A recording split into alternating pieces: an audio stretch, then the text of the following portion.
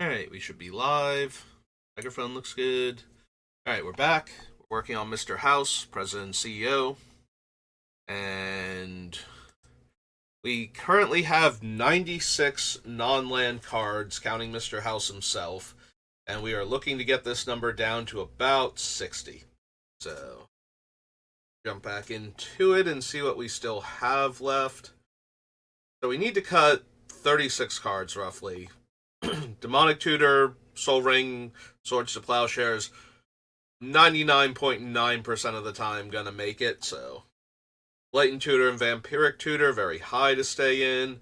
Goblin Welder, we're very artifact centric, and we make a lot of artifact tokens, so the Welder being able to swap one of our treasures or robots for a combo piece that's gone missing seems fine. Phyrexian Arena, one of our card draw spells. It is actually kind of one of our weaker ones, though.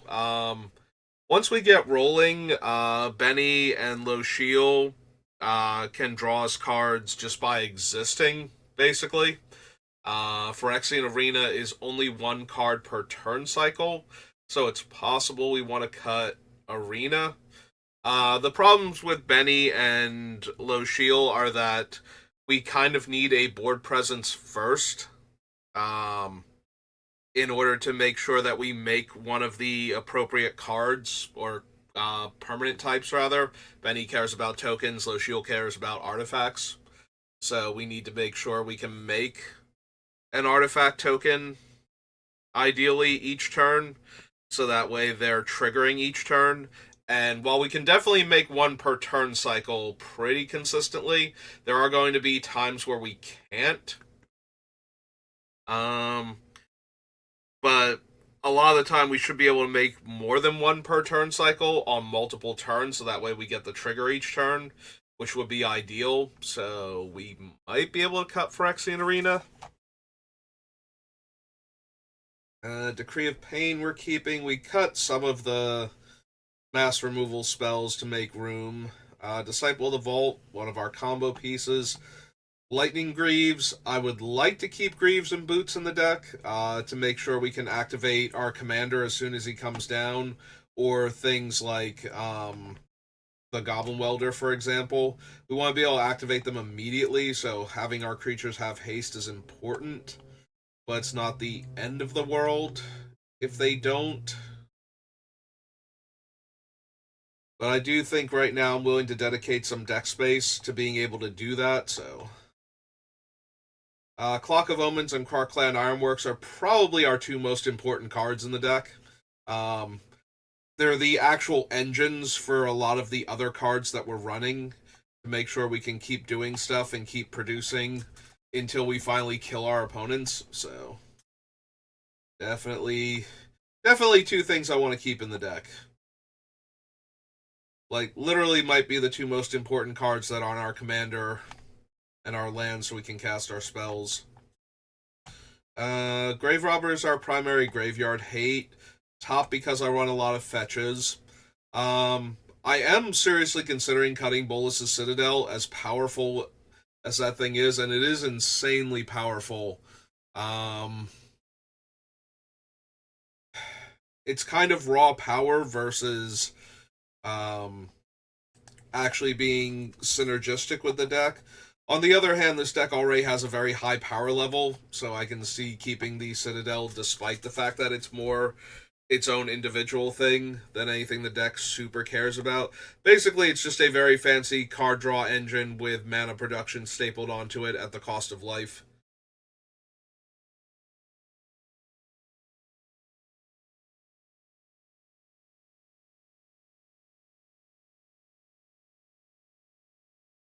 Rings of Bright-Earth. A Path to Exile. Winding Clock. Winding Clock is really strong. Like, it's a lot worse than the Clock of Omens, but at the same time, we only have one Clock of Omens that we can put in the deck, so Unwinding Clock is kind of our best backup at that point. Hellkite Tyrant is fine. Like, Hellkite Tyrant is another one of those things that's the reason why I want to be able to give our creatures haste. Like, suddenly hitting our opponents out of left field with this thing and taking all of their artifacts when we have so many ways to turn artifacts into other resources is super helpful. Also, the fact that it can just randomly win us the game by taking a bunch of artifacts or by existing for like a turn cycle. Untapping when I have 20 plus artifacts naturally is not impossible with the way we make tokens, so it's actually very reasonable that Hellkite Tyrant might just win the game by itself. Keeping Utter End and Anguished Unmaking. So we get back to Marionette Master, and Marionette Master is one of those cards that's on my short list for cuttable cards because she's a 6-drop. And literally because she's a 6-drop, not for any other reason. Like, the rest of the deck has so many cheap ways to combo kill our opponents, and the Marionette Master doesn't just win the game on the spot. Like, we have Razaketh down here who's sitting at 8 mana, but Razaketh also basically wins the game immediately, whereas the Marionette Master does not. So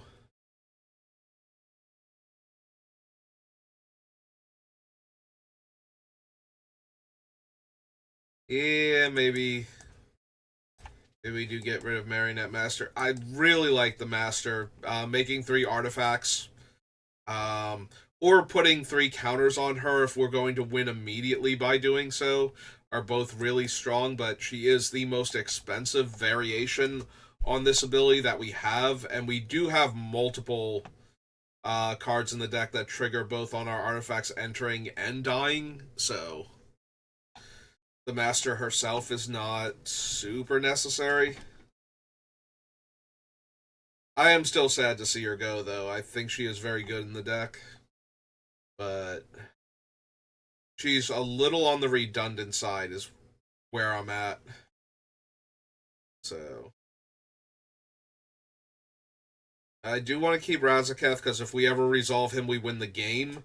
There's a possibility I cut him because he's an 8-drop, and that would mean sacrificing a lot of our treasures to cast him so that we can sacrifice our artifacts to our robots or whatever to tutor for the cards that would pay us off for all these cards we've just sacrificed. But at the same time, if I have to tutor for them, then that means I don't have them, which means I wasn't winning anyway, so I kind of want to keep Razaketh in.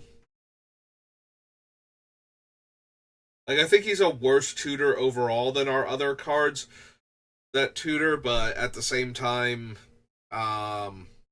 he's multiple tutors a lot of the time, so if we can sacrifice like 3 robots and pay 6 life and get like Parkland Ironworks and Clock of Omens and Anointed Procession and just cast them and win the game because now we can make infinite artifacts and we're generating infinite mana and everything's going great.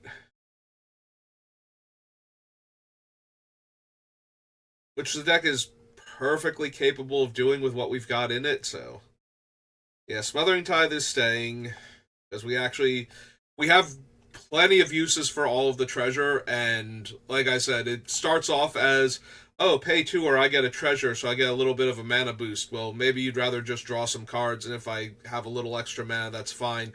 Suddenly turns into, if you don't pay the 2, you take like 6 points of damage for not paying the 2, and now all of a sudden card draw becomes actively dangerous for everybody at the table.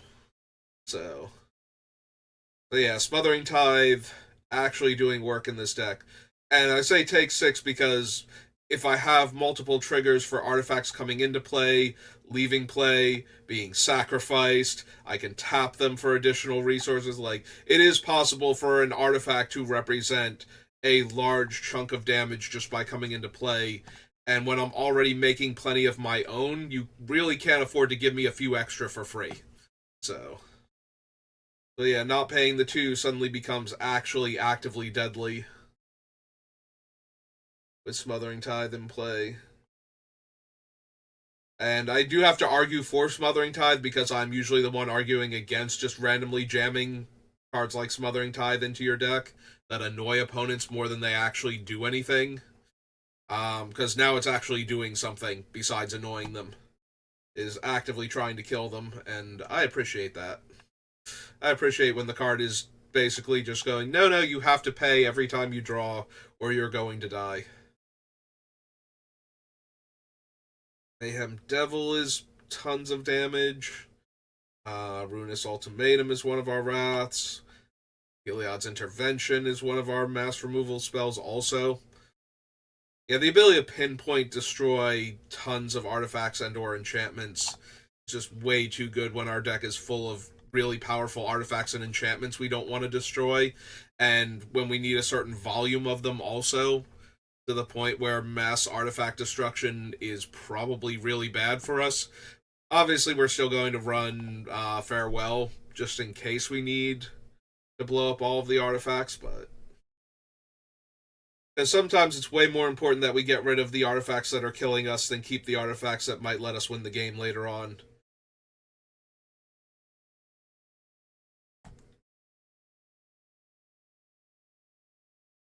I am getting closer to cutting Winona. Honestly, I do like her in the deck. We do make a lot of non-humans, but we have enough humans that are really strong if we randomly get to them. Yeah, we're on Winona. What humans do we have left? Because we just cut the what's her name? Marionette Master. So 14 on the list, although some of them might be doubled up. So Fireweaver, Winota, so 13. Dockside, Sunshot, Delnay, Campbell, Artillerist, Will, Technomancer. Don't count our commander, so we're at 12. Plum, 11, 10. Disciple. Alright, so we have 10 humans in the deck that we can possibly hit off Winota. I think that's a bit too few. Because we would need to have enough robots that can attack in order to see enough of our deck. And we are capable of doing that. What are we looking at? Reckless Fireweaver, Dockside Chef. So Reckless Fireweaver and Reckless Fireweaver, the Disciple of the Vault, Campbell, and Artillerist are the main ones. So we only have 4 that, if we hit them, they might actually win us the game just by coming into play. The other ones are decent, but they don't just outright win the way those 4 would if we have the right setup when we eventually find them. So if I were to attack with... how many cards does Winota get to see? Like, how many robots do I need to... Top 6. So... 99, 92. She's a 4-drop. So at least 4 more cards drawn, so 88. So if we're looking at roughly an 80 card deck, in order to find one of these 4, we need to be able to look at... I want to say we need like 6 attacking creatures that aren't humans in order to have any reasonable chance of finding something. And that's just to have a reasonable chance of finding something. That doesn't guarantee us anything. Yeah, I think we can cut Winota. We have enough other tutors. Like, she's fine, but she's not essential, and I need to make cuts, so. You want to keep the Barbarian class, Delina, Hoarding Ogre, Zorn. There's a part of me that desperately wants to get Crucible of Worlds on this list if we can, for the Treasure Vault plus the fetch lands, so have to see if we can make room. But first things first, we gotta actually get through all of these.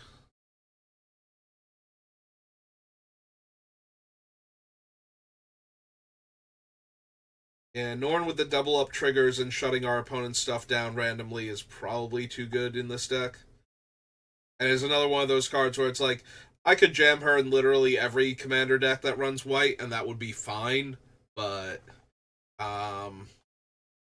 she's not usually on theme, but we do have a lot of artifacts coming into play triggering abilities, so we do definitely want her. Beseech the Mirror is a tutor that can be bargained for in order to tutor for. And my win cons are like 4 mana. Like I said, Krark-Clan Ironworks and Clock of Omens are two of our biggest win cons, and they're both 4 mana, so we can bargain this spell and spend 4 mana to put them into play from our deck. So we spend the 4 mana that cost to cast them, and like sacrifice an extra artifact, and we get to put them directly into play from the deck, so definitely worth it for Beseech, I think. Roaming Throne copies our commander's activated ability. Or triggered ability, I'm sorry. It copies the triggered ability, so each time we would make a robot and or a treasure, it happens again. So it's similar to copying his activated ability, but not quite as good. So the Roaming Throne gives us extra treasure and robots when it happens. The ones that copy the ability let us roll more dice to see if we can actually get the ability to trigger more times. But it does also mean that they get to like piggyback off of each other. Like if I copy the activated ability with Kirkesh, and then I hit the triggers, then the Roaming Throne will copy the triggers each time. So also copying the triggered abilities of our humans. When we have things like the Artillerist and Campbell and Disciple of the Vault. Yeah, we kind of really want to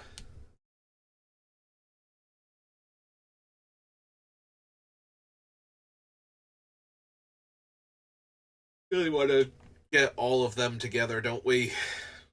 Sorry, I've got lost in thought trying to figure out. Like, I'm reading what I have for Delnam and the Roaming Throne. I'm like, wait, can they trigger each other? But no, it's just when it triggers an additional time. That is not an additional triggered ability for them to make trigger again for each other.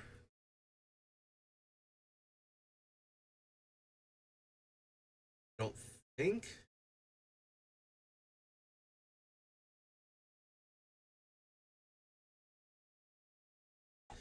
Yeah, I don't think it's a thing that they can actually copy is the thing.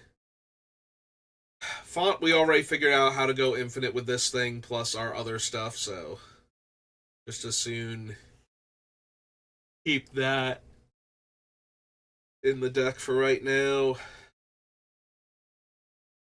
Revolt is a land, so we don't need to worry about it. Swiftfoot Boots.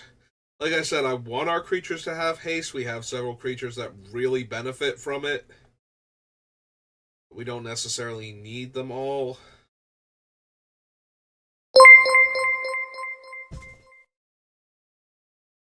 Evelyn Brown, thank you for the follow. Welcome to the channel.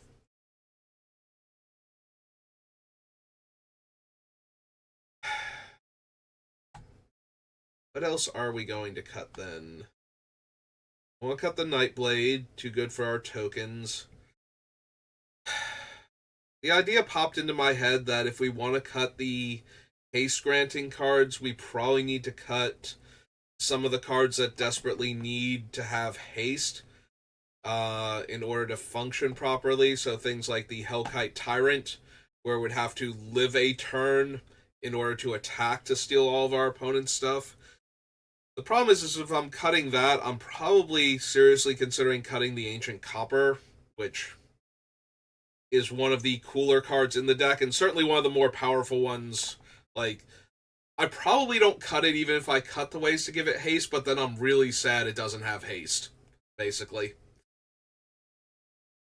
Like, its primary focus becomes it has to live versus I just have to get into a play and attack with it. I'm going to start rolling d20s and it's going to be awesome.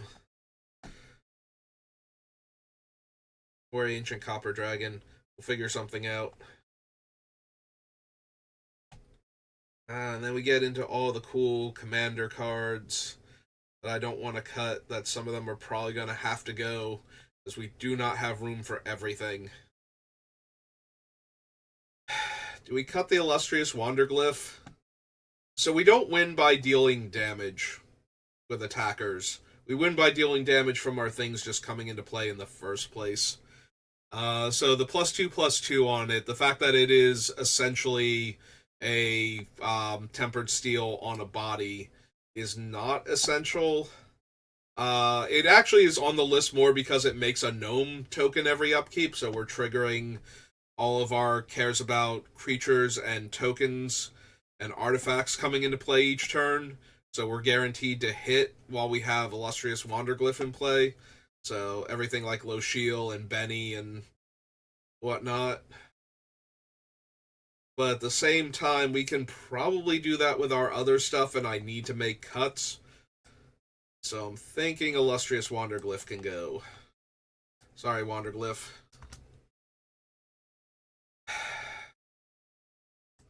So if we're not winning with damage, do we just cut Vaughn the Goldwaker? Vaughn is interesting because even though we don't normally win with damage, he's kind of an overrun out of nowhere. Like, we cast him and all of a sudden the 20 treasures that we have stockpiled are 60 damage we can spread around in 3-point increments, and that's an awful lot to suddenly be able to do.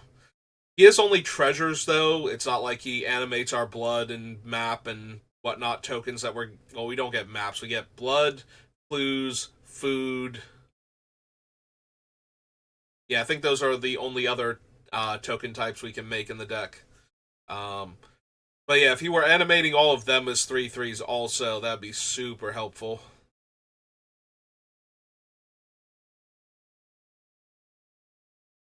Also, kind of a flavor fail that he doesn't also turn gold tokens into assassin constructs. Like, he's a commander card, you would be able to fit that in on him. And while it's mostly trinket text, the fact that the Goldwaker can't wake actual gold is kind of silly, now that I think about it. I think we can cut him only because he feels like he's trying to win on a different axis than the rest of the deck. And the only upside to that is if we have an opponent that has something that is stopping us from dealing non-combat damage effectively, then maybe we would want to be able to attack that particular player, and Vaughn would allow for better attacks. But it's not like we don't have anything that can comfortably attack players. We have multiple large dragons. So I think we can cut Vaughn. Or Vihan. Sorry. Not Vaughn from Final Fantasy XII. Vihan from Thunder Junction Commander. We want to keep the Luck Bobblehead. The Nuka-Cola vending machine goes infinite with the Manufactor. Like, very easily, just those two cards can get out of hand. I mean, we need a Sacrifice Outlet, but that's it, and that's not asking a ton. I was double-checking for more useful Sacrifice Outlets, and unfortunately, we'd have to add in something like artillery, like improvised artillery, or I think it's improvised artillery. It's the one from original Ixalan block, where it's like you can pay 1 and sacrifice a creature or an artifact to deal damage. There's that one, and there's really not a whole lot. Like, we could run Arcbound Ravager but he's kind of only okay in our deck, since we're not planning on winning with damage, which the same becomes true for the various ATOG variants. Um, so then that leaves there's the creature with affinity for artifacts that you can pay one and sacrifice an artifact to deal a damage. Um, there's the Krark Clan Shaman, which is actually kind of bad in our deck, unless we're getting enough triggers out of sacrificing the artifacts that we can just respawn to each one by feeding him another artifact. Because otherwise, he's going to kill all of our little creatures, and then our big creatures, and then every creature, as his triggers keep resolving. So, very similar to Last Laugh, except that it doesn't get as, like, our opponents have no way to make it get out of hand. It's just that we can't stop once we start. We actually have to go all in on trying to kill everyone at that point. We can't just sack a handful of artifacts to them for value or anything. So it is possible we want to get rid of Celebrate 1000. It is only 2 dice rolled per turn, but it is 2 dice for free after he comes into play, which makes me really inclined to keep him.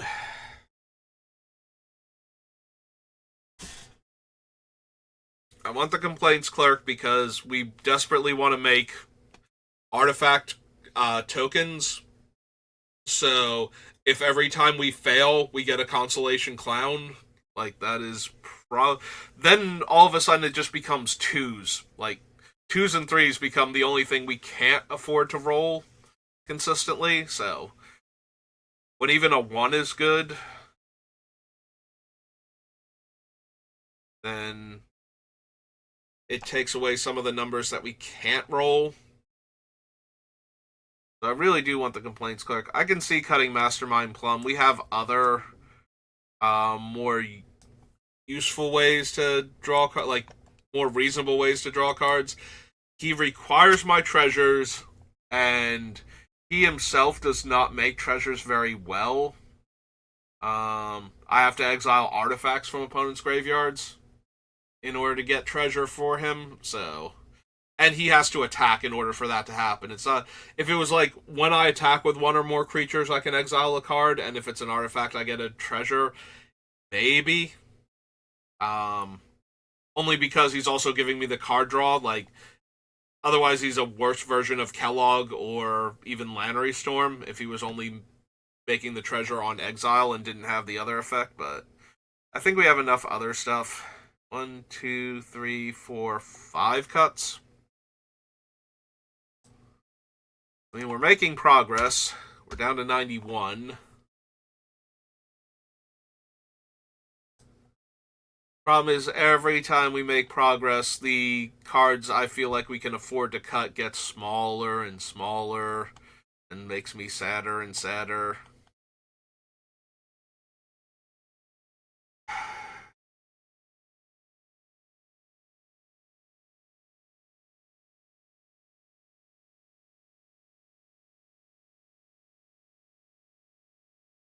Want the rings if we can.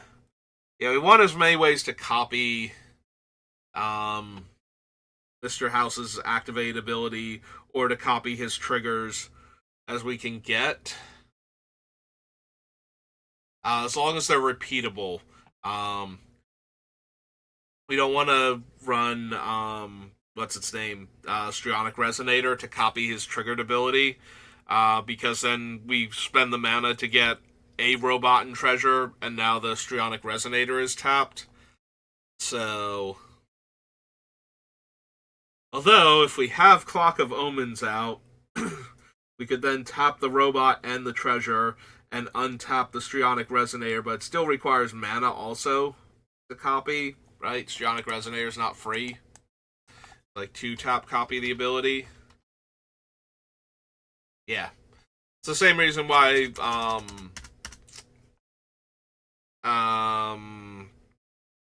Lithoform Engine is not still on the list.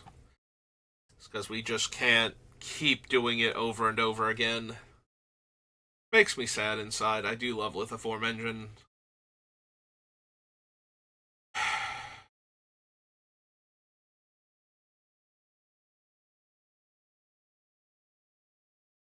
I am wondering if we can cut the boots, not the Greaves. Greaves is free to equip once it's in play, so. And I do want to be able to give our things haste, but we only have like 3 or 4 cards that desperately need haste. The rest of them, it's just nice to have.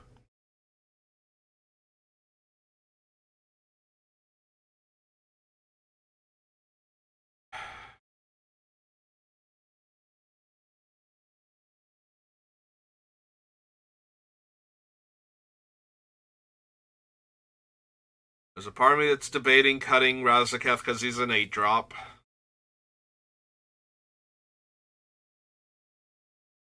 But 8-drop is, like, pretty reasonable with this deck with the treasures it can make, so. It's not like we can't run him.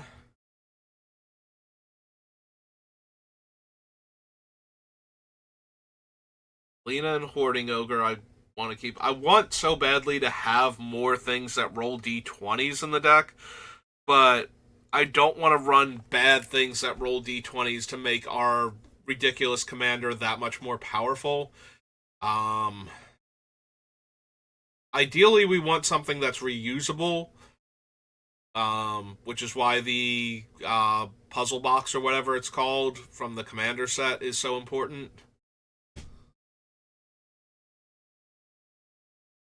Where you just get counters on and you can eventually tutor for an artifact. Because if we can untap that thing, then we get to keep tapping it to roll more dice to make more stuff, and that's just exactly where we want to be at. So.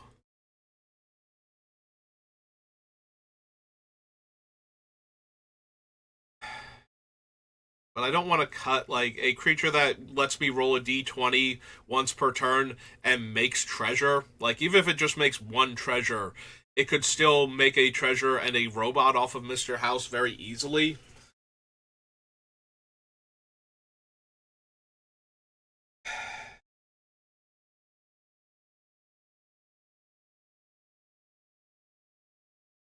And I want to keep the Zorn because every extra treasure we make is super relevant to the deck.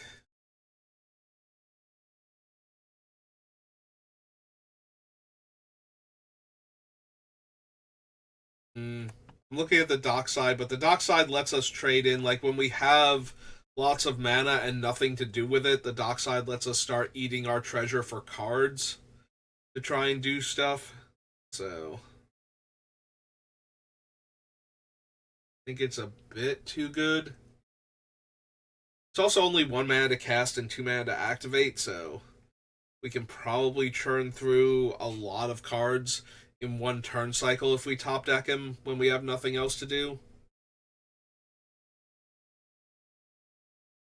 And given how our deck works, I don't think I mind trading in the treasures and robots to find more cards to make more treasures and robots. The only way that's going to be a real problem is if we hit too many lands or too many of the cards that we kind of needed those things to still be in play. But that's not as many as the ones that would care about being able to suddenly make more of them. So.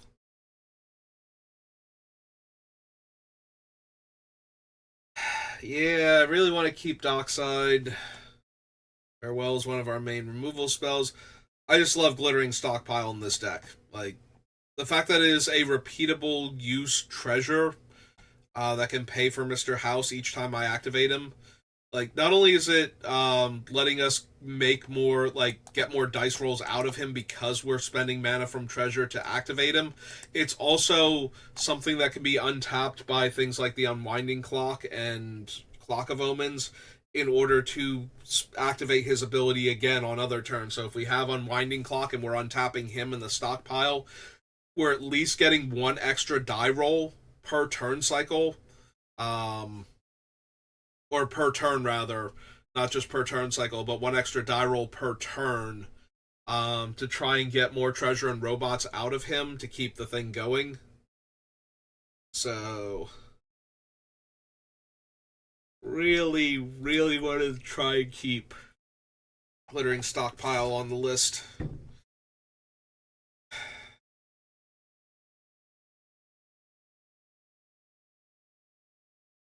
I really like Lotho in this deck.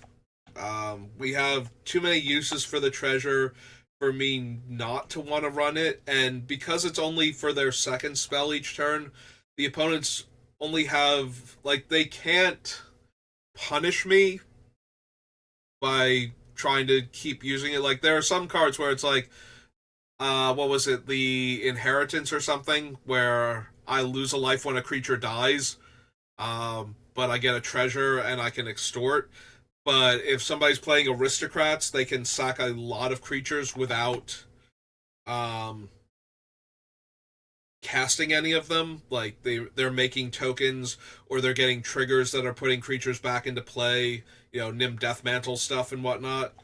So because of that, you can get killed very easily by having a card that lets your opponent's losing creatures determine how much life you're losing.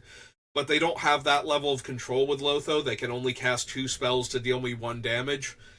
So either they're not casting 2 spells in a turn to avoid giving me a treasure, which is potentially slowing them down if they don't have good ways to use their mana. Or we are getting extra treasure and I'm only taking like 1 damage per treasure and I get to make like all these extra treasures per turn cycle.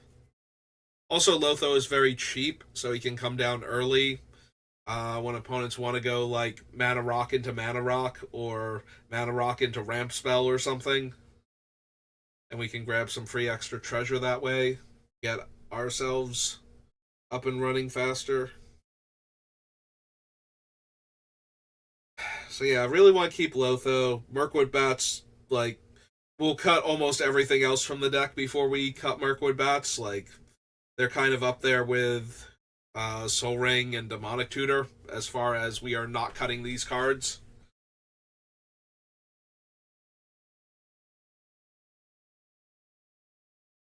Yeah, having every treasure token be 2 life just for the bats is kind of nuts.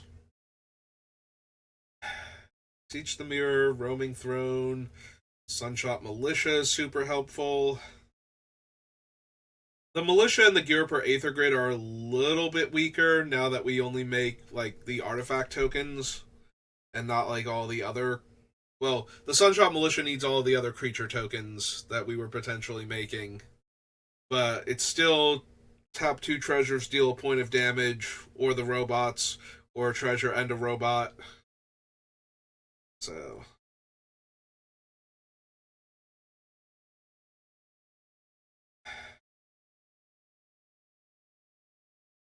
we want to keep the Crime Novelist because that extra red mana every time I sack a treasure is just way too many. It's just too efficient a resource generation. Like, it creates another engine that we can take advantage of if we're getting a red mana every time we sacrifice an artifact in addition to whatever we sacrificed it for. Just things like being able to pay the red mana on Kurkesh.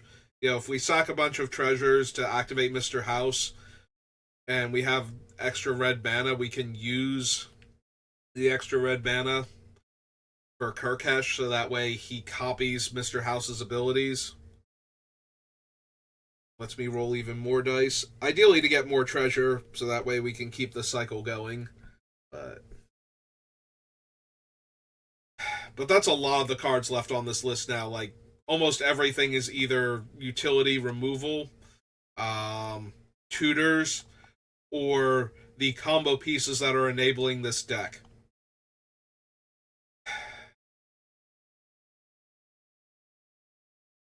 Very seriously considering the Swiftfoot Boots. Academy Manufactor can't go. Swordjack can go. Is really potent, especially the Encore with any of our token doublers that we still have. So, Mondrak and Anointed Procession.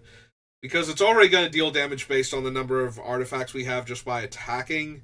So, if we make 2 of them and we get to deal twice as much as artifacts we have to each opponent, pretty sure that's going to kill them. But a lot of things will kill them at that point. if we have that many artifacts in play. So maybe we don't need the Swordjack also.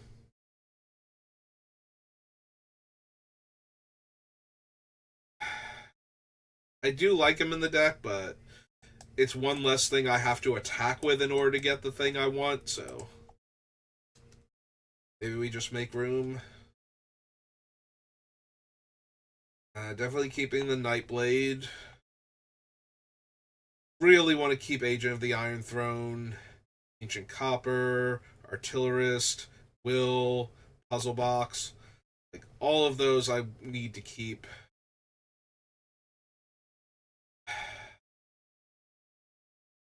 I did skip over Darksteel Mutation. I was looking at Dockside also. Darksteel Mutation when I was doing removal, didn't I? Because that's not on the removal list. That's entirely what it's in the deck for.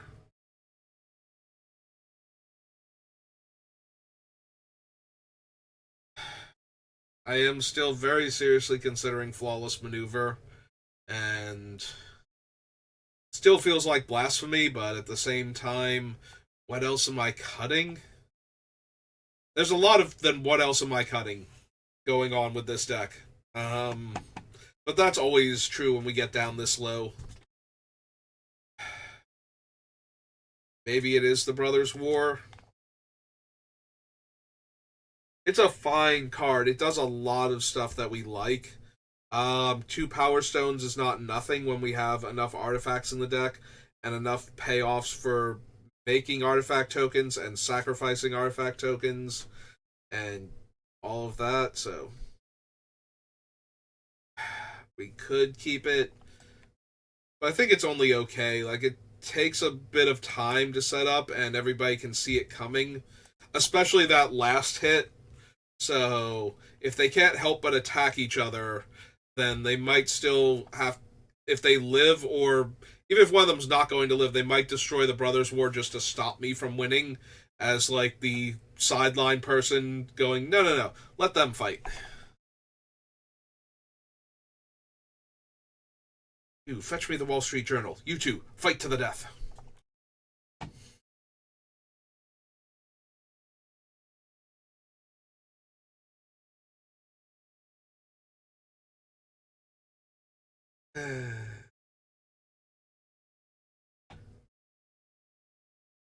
Yeah, with the concealment and the Teferi's protection, I can see cutting Flawless Maneuver, even though I hate the idea of cutting Flawless Maneuver.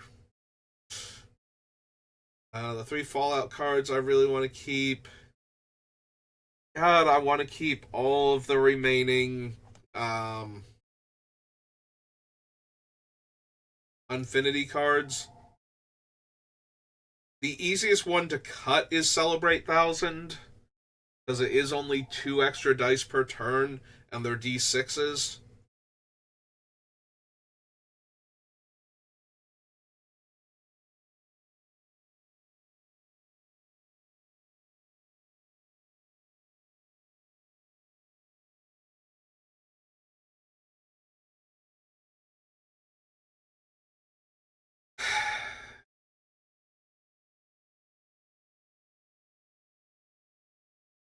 We need cuts. We absolutely need cuts. We can't keep all of the cards.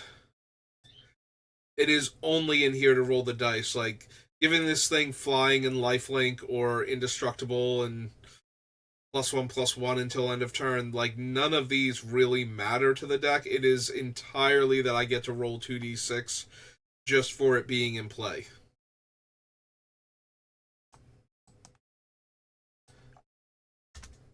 Like, Clown Car lets me roll a ton of d6s. Comet potentially goes infinite.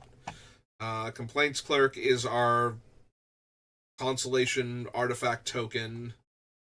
So all of those are, I think, too strong to cut. Celebrate 1000 is just giving us the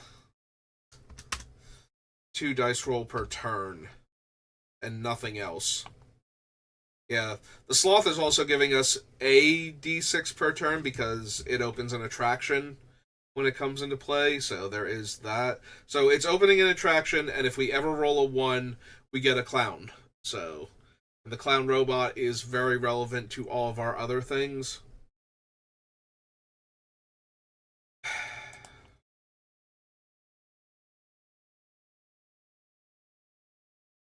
Alright.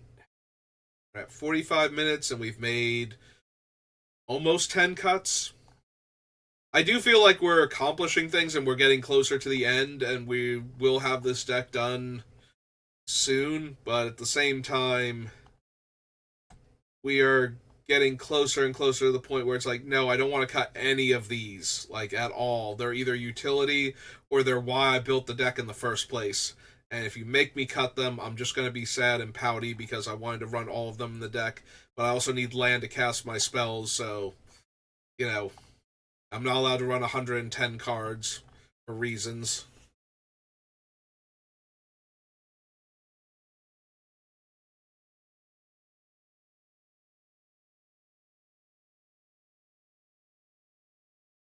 I wonder how many commander decks, if I was allowed to run any number of cards at a minimum of 100, like, how many of them would I just go, instead of taking these out, I'm just going to add more in and more lands because all of the cards are good. I don't care which ones I draw, and I like having the deck have all of the cool things in it.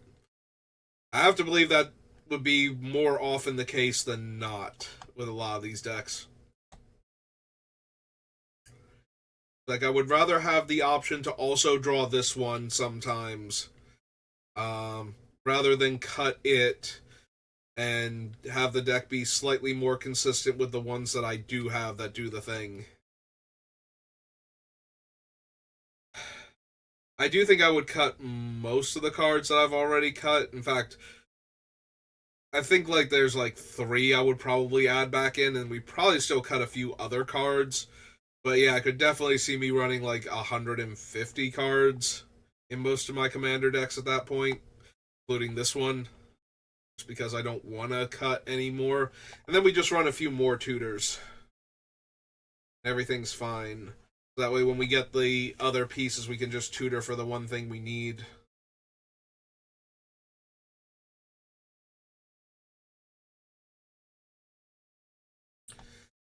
But that's not how the format works, so we have to figure out what else we're cutting. Excuse me.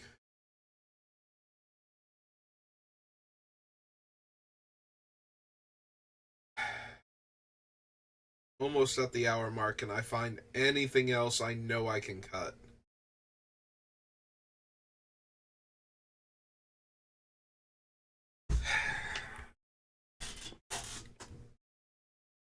Like, the Cavern Horde Dragon already has haste.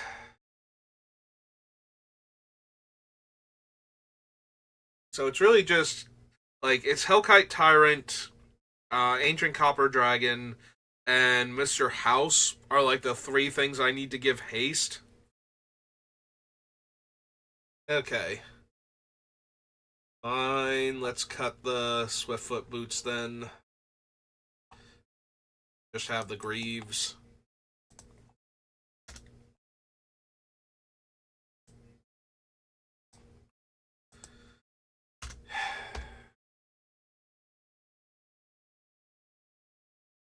Alright. I could stare at the list for like another 5 minutes and maybe come up with another card, or we can call it here, come back with fresh eyes next time, and try and get Mr. House down to 60 cards. I do feel like this is going to be 2 more streams before I actually get him to 60, though. There are just too many cards that I don't want to cut, and it's getting to the point where it's like I have to cut a couple of the redundant cards that are all doing the same thing that's winning me the game, just to make sure I have enough room for the other cards that will also win me the game or that I need in conjunction with these. Like, I need the cards that let Mr. House roll more dice, make more treasures and robots, and then deal damage based on the treasures and robots that I'm making and losing. So, we need a good mix of all of the cards that do all of those things, and we're going to have to cut some of them that do those things in order to maintain the mix of them, unfortunately. That's going to make me really sad. So we'll save that for next time. So thank you for watching, and I will see you then. Have a good rest of your day.